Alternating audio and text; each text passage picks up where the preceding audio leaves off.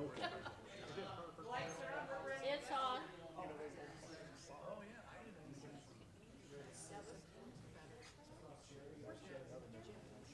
A little bit delayed. It just has him walking across the hall. It's always so they can bleep out any nasty words.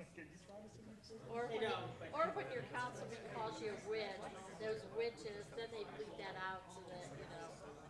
I was gonna tell Lincoln the story about my friends that had a Ford Focus and they had a whole bunch of teenagers.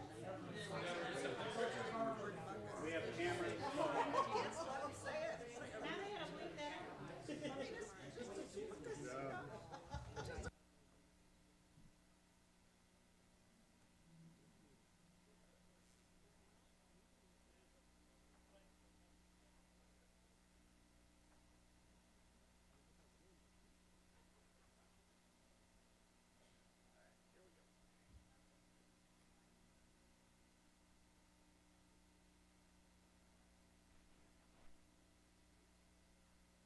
Okay. I will also voice memo it.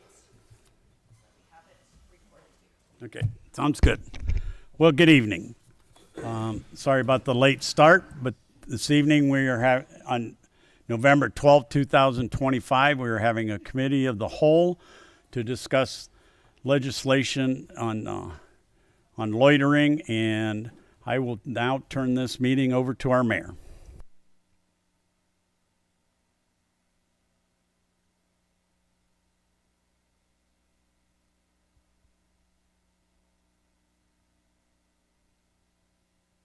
This came up, thank you, primarily because we had a group of individuals that was congregating towards a business that was primarily focused on children. They weren't necessarily using drugs. Sometimes they were, and our officers would go out and say, you can't do that, just like marijuana, things like that, or smoking, standing there. There's not benches in that area. They're a little ways down the block. Long story short, we would go out and talk to them, ask them to move along, but they were not really committing a crime, but it was making parents, the business owner, uncomfortable. It was blocking the business a bit. And so we said, well, we really don't have any other tools to be able to address this issue. Spoke with the law director, spoke with the police chief, and they said really the best option to be able to assist with situations like this would be a no loitering ordinance. The law director did some research, pulled some examples from other communities. That was what was presented here, was what we had seen from other communities that we felt comfortable with. Obviously, when we put that then forward, there was quite a bit of concern from the public, as you guys heard, related to the ambiguity of the language that was presented, and that it could make people feel that they were unable to enjoy our public spaces and not be in violation.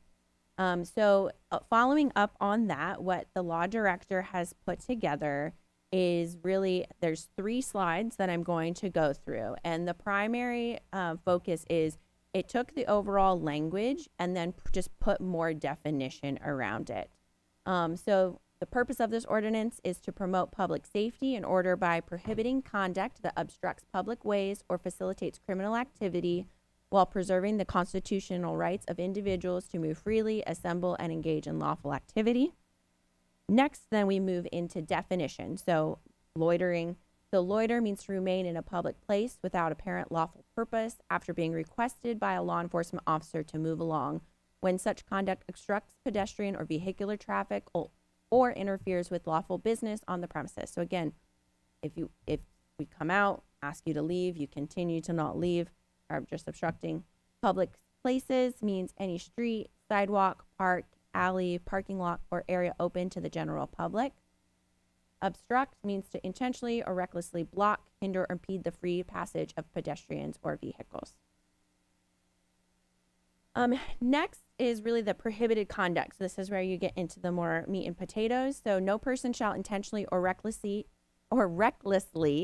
obstruct the free passage of any other person or vehicle on any public way, sidewalk, or public place, or remain in a public place after being lawfully ordered by a law enforcement officer to move when the officer has observed the person's conduct, A, is causing or contributing to an obstruction or is reasonably associated with the commission, attempted commission, or solicitation of a specific unlawful act, including but not limited to prostitution, drug trafficking, or assault.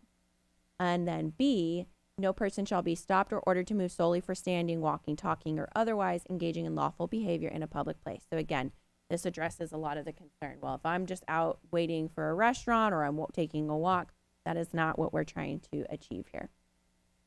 And then we did more clearly define what the enforcement is. So before issuing an order to disperse or move along, a law enforcement officer shall identify themselves and explain the specific conduct observed that constitute an obstruction or indicates intent to engage in a specific unlawful act. 2, the person shall be given a reasonable opportunity to comply before an arrest or citation. And 3, the officer shall document the specific conduct and circumstances leading to the enforcement action. So all things that our law enforcement currently do, but defined here so that folks understand the process.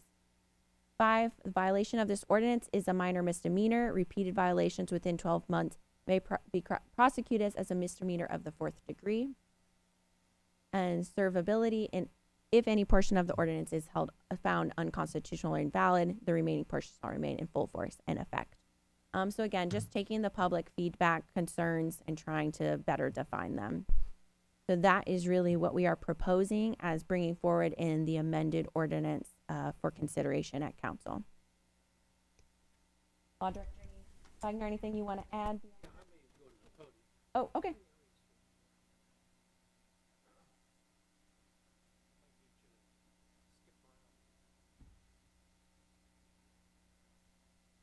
You hear me mention it. I'll try to talk loud here. Couple things. So, number one, this language, I don't mean to stand in anybody's way, this language is an attempt to try to clear up and show a clear objective and criteria for what the city desires to do, making things more objective versus subjective. Another comment I would make is when you look at Section 2, Mayor, if you go up to Section 2, look at mine, under the definition of loiter, I would take, if you had a copy of this in your hand, and underline the word when on the second line under loiter, when such conduct obstructs. This isn't about going out and over-regulating people doing things. We all know better than that. When I sat and thought about this, and it was requested of me to look into it and put something together, I've been around long enough to think back to the Gus Macker days here in Findlay. That's the 3-on-3 basketball or whatever the heck it is. It got totally out of control and crazy at some of our bars and parking lots and down Main Street. Teams came from all over the state or wherever they came from. You can come up with hypotheticals all day, but you had people who were dispersed from a big fight, but then they'd go hang down at the corner, and then the other guys hang down at this corner. The officers wouldn't otherwise have anything to do. This is an attempt, I guess, to be, for the city, some kind of a tool for those situations where just nothing else applies. It hasn't escalated to disorderly conduct. It hasn't escalated to a riot, which we have a law for that, as all cities do. But just when there's just enough stuff going on that if an officer says, hey, guys, it's time to move along, and they say, well, what gives you the right to tell me that? They got a section of law that they can cite. I think that's what the city's intent is here, and that's what we're trying to do. You know, a lot of the language here in this new section in regards to what law enforcement should do in certain steps, it's overkill. It goes without saying. Our police department has its own policies and procedures. We're basically putting those in there for them. Things like Section 6, that wouldn't even need to be in there. That goes without saying. If a statute or ordinance is challenged for unconstitutionality for a certain provision, it doesn't throw out the whole thing. But I hope what this is an attempt to do is to show people that there is a definition into this. It's trying to be precise. It's trying to show the criteria of what's trying to be done here. Do we have these problems every day?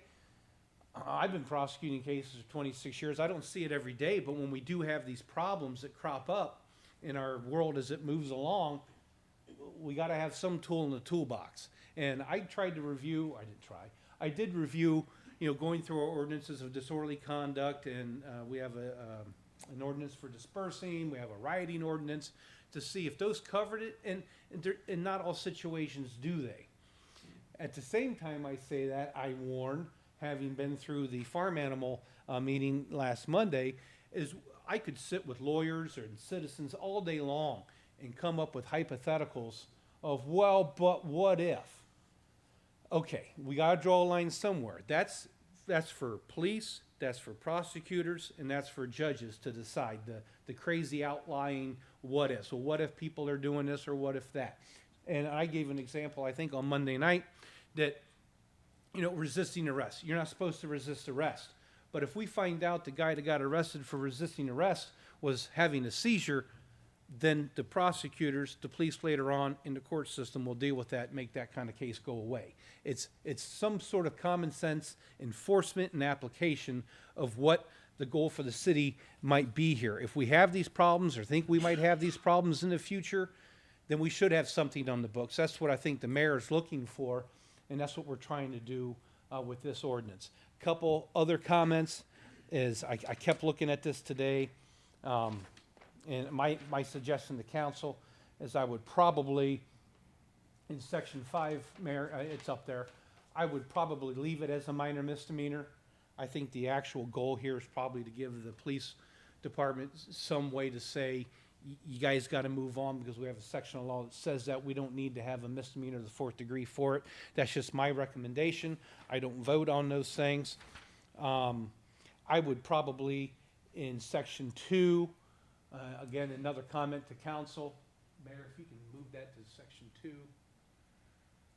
We define somewhere in there, public place means any street, sidewalk, park, alley. Yeah, public place is public place, but I would probably move park out of there, just because it makes me personally think, well, I can't go to the park and hang out all day. That's what parks are for. But obviously, we're looking for that when language, when such conduct is obstructing people and other activities from taking place. So if council chooses to go forward and consider this in all 3 readings and all that jazz, this would be the template. This would be the language that I would consider if you're going to do it. You can't get any more definitive. You can't get any more overkill. We're even telling the police officers what they have to do first. And I know that the chief of police has reviewed this, didn't have a problem with it. So, again, we can argue constitutionality of things all day long, come up with hypotheticals of how things are unconstitutional. But really, nothing's unconstitutional till a court of law says it is, and by God, we would deal with it then. And we have before, over the years that I've been here. So this is what this serves to do. I think it provides additional language, and maybe some public wanted, some clarification that the public wanted, and that's all I have to say on it. Questions, comments from council? Rob, if so we're at 3rd reading on Tuesday, and if you're recommending that what is in front of us be modified or changed to this, is there a method that can be done by the administration so that it is in the packet, or do we have to go through a process of accepting a changed ordinance at the beginning of the meeting? Because the big thing is in my questions on asking this is that you want the, I don't want to go into the meeting on Tuesday and accept a changed ordinance and then give it 3rd reading consideration. I want it published so that citizens have an opportunity to read it, consider it, and respond accordingly. Well, it would be amended in nature. Getting it out there to the public beforehand could I would imagine, easily be done. Furthermore, any time that council thinks on any kind of ordinance that there's more time for thought needed and things to sit, there could be a motion to postpone it. It'd go into the next meeting. You can do a lot of things, but it could be done in the right way for the next meeting if that's the desire of council. If it's the desire to ask more questions, it could be postponed meeting to meeting. So I think what Law Director Fagner and I had discussed was I would submit it in a letter as draft ordinance, so it would be included in the packet, but then you guys would still procedurally have to accept an amended version at the beginning of the meeting. But that way it is documented and available for the public as part of the packet. Ms. Fisher? I think Grant made a good comment, Rob. Would it be prudent of us to let this current ordinance go to third reading, vote it down, and introduce new legislation on Tuesday to give it the 3 readings for the public to have full consideration? Is that, since you didn't want to, since you were sounding to me like you didn't want to do that? I mean, that Mr. would be the Niemeyer? cleanest way, so is that an option? It is an option, and all of them look similar. I mean, and you could any council could make a motion collectively to remove something from consideration, and a majority vote, it's gone. You can make a motion to amend, and then someone could postpone it to say, I want to think about it. Again, it's just that majority vote for whatever those requests are. They're all smooth. They all get you to the same place. Mr. Niemeyer? Tuesday, I'm sure, is the second reading. Third? Third reading. Other questions or comments? I've been doing this a while. My suggestion would be that, it's similar to what Holly and Grant said, would be that new legislation be drafted as defined tonight and given its 3 readings, and then the third reading on the old legislation is thrown out. That would be my, just a reminder to council that the third reading would have to precede the last meeting in December. Mr. Wobser? I appreciate that, John. I think my thought would be we would amend and postpone. Postpone at least until we have to postpone to a certain date, according to Mr. Feigner. Thank you for the new term on no tabling involved, to the first meeting of December. And then if we find something comes up that we need a little bit more time, we still have one more meeting left in this council's tenure, and we could always go postpone one more meeting if we needed to. Understood. Thank you. And that makes sense because you guys are, this council's knee deep into this thing as long as it's been brewing since, I don't know, July. So that would make sense. That would allow you to still be the same council to deal with its finality. Ms. Fisher? So I think either way, we would have 3 readings if we had a reading on the 18th and 2 in December. But moving past that, Rob, questions for you are, with having this ordinance in place, how would it have changed the situation in front of the music store on Broadway? Because it sounds like you addressed it with they were smoking, doing illegal drugs or activity. We addressed that. So what did that move them along? I would think. And so I guess what would this have done additionally? This is my question. Then the prior draft? No, the scenarios that were brought to us about the kids' music area on Broadway. And you said there was illegal activity, drugs or something going on, and people with no purpose sitting there, in your opinion, not your opinion, but people's opinion. How would this change it if we already addressed what the illegal activity was? Did it not move it along? Well, I don't know if it did or not. The mayor may have an answer on that one. I don't want to get in trouble. So they were not always doing illegal activity. If they were doing illegal activity, then we were able to address it. There was instances, though, because somebody complained about their illegal activity, then in what could have been said a retaliatory fashion, just lingering outside of the business, loitering outside of the business for prolonged periods of time, not breaking any laws, but just sitting on the sidewalk, sitting against their building, leaving their trash, not really breaking laws, but that's why we needed. That's what this just said. Right. This says that they're not breaking a law if, That's why we need this. That's the issue that we're trying to resolve. If somebody is just sitting obstructing a business and obstructing, but we weren't having that, intimidating. right? They were blocking the business. They were deterring business from coming to the classes. So they were impacting their business because parents didn't want to walk their kids through it. But they weren't necessarily, yeah, if they're breaking the law, then we can hold them accountable. In this instance, this scenario, we need something like this to assist. So my second question is for Rob. Rob, when I managed properties in Findlay, one of the biggest problems I had was panhandling, which is loitering. And at that, so those are people that are in public place and they're stepping out into traffic, or they're blocking people, or stopping, or interfering in people's daily activity, however you want to say it. And it was very, very clear to me, this was before I was on council, this is where the panhandling ordinance came from, because we can't tell them they can't be on public place. When our grass was gone and we wanted to fertilize our grass and water it, I got a call from the law director saying, Holly, you can't do that. You're obstructing them from being able to panhandle because they're in a public place. So will this address that, or is this going to address panhandling as well, so we won't have that problem throughout the city? Well, I don't have it in front of me, but I thought we had a panhandling ordinance. Well, this is loitering. They would be loitering, and they would be obstructing public space, walking into traffic, all the things you're listing. Well, we would be charging them under that ordinance. But the only thing that I can think of when I keep looking at this and the idea of administration is going back to the Gus Macker days. You know, you had a big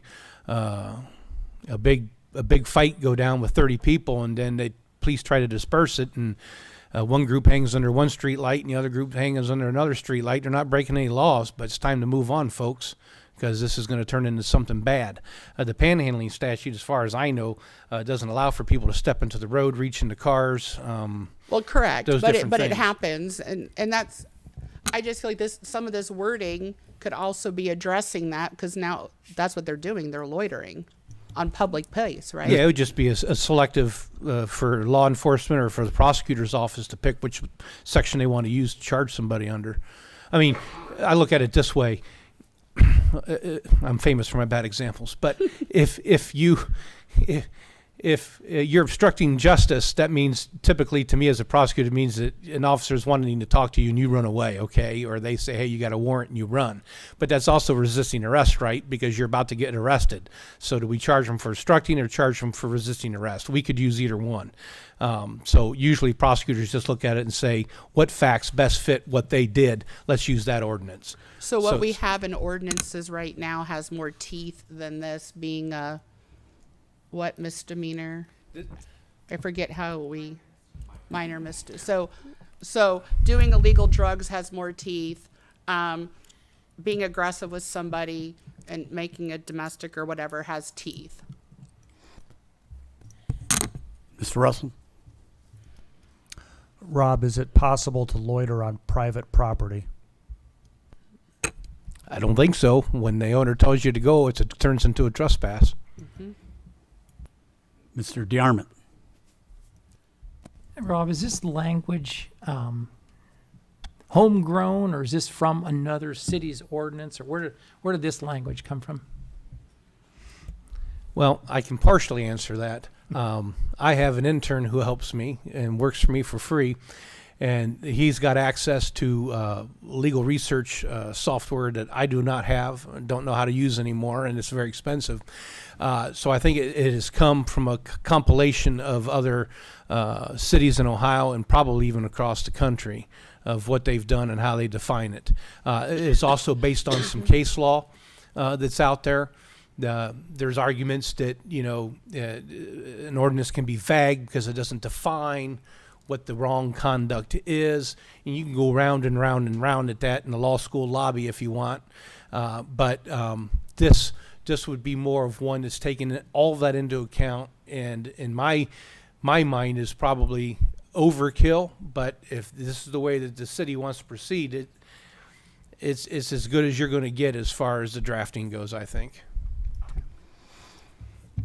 Hearing no other questions, I will entertain a motion to adjourn. Mr. Niemeyer, second, Mr. Palmer. All in favor of adjournment, say aye. Aye. Any opposed, nay. We are adjourned.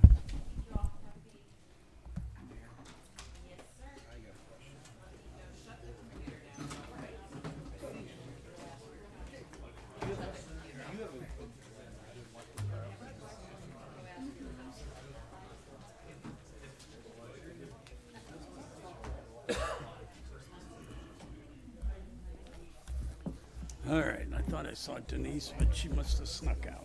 Who's that? Denise, she was in the back. I don't know why she was even in the building. I think she was hoping that I'd talk to you and maybe she wanted an answer. I